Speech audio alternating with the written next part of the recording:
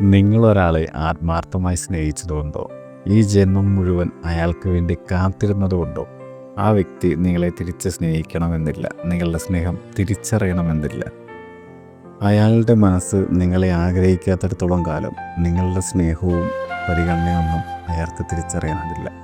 നിങ്ങൾ എത്രത്തോളം ആത്മാർത്ഥമായി സ്നേഹിച്ചാലും എത്രത്തോളം ലോയലായിട്ട് നിന്നാലും അതൊന്നും ആ വ്യക്തിക്ക് നിങ്ങളോടും തോന്നണം എന്ന് നിർബന്ധമില്ല.